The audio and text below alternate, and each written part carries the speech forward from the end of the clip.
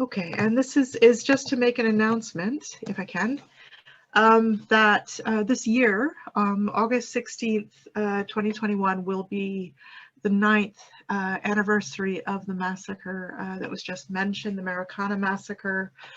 Just a reminder, it was the shooting of 34 mine workers by South African police on the orders of the ANC government and at the urging of the British mining company Lonmin. So this is a class relation, a neo-colonial class relation between a British finance and British mining corporation and the local security forces and government. Every year we are outside of the South African Embassy in Trafalgar Square. This year we will be there at 4:30. From 4:30 on Monday, the 16th of August. Several members of AGE are also co-convening this vigil as we do every year. If anyone is interested in participating in this year's event, they can write to Andy Higginbottom, and I'll put his email address in the chat in a moment. But to draw things to a close, I do want to thank everybody, all of our panelists, including some who have had to leave, for their wonderful interventions today.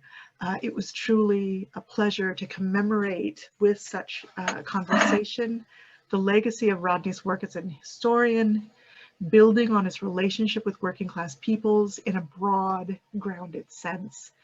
I'd also like to thank everyone who took the time to spend the last few hours with us, wherever you are in the world. And I do want to offer a few words to close today's event.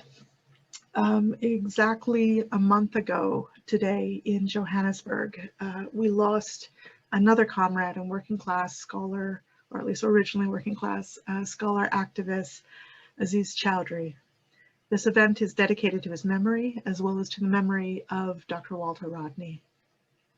Aziz's life was dedicated to celebrating the ability of working and oppressed peoples to produce their own histories, their own knowledge, and their own roads to emancipation.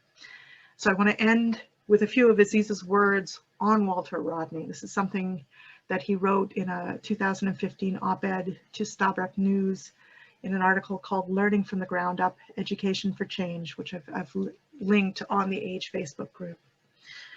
Some individuals achieve extraordinary things, but I believe that social change is driven mainly by ordinary people, organizing, learning, and creating knowledge together, by people consciously and collectively taking steps to bring about change.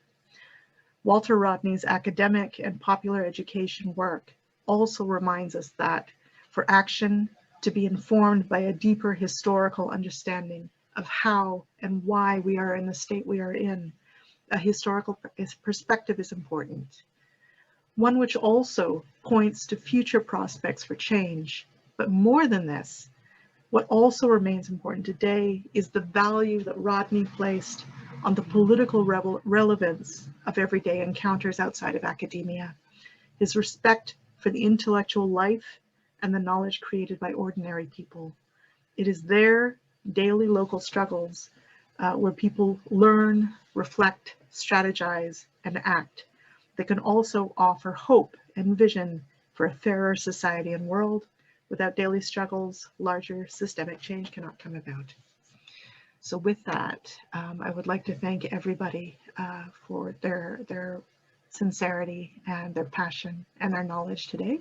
And to bring us to a close, we will be putting out the videos, individual interventions on our channel, but please do keep in touch with us so that you're made aware when we have yet another event in this nature, probably on China.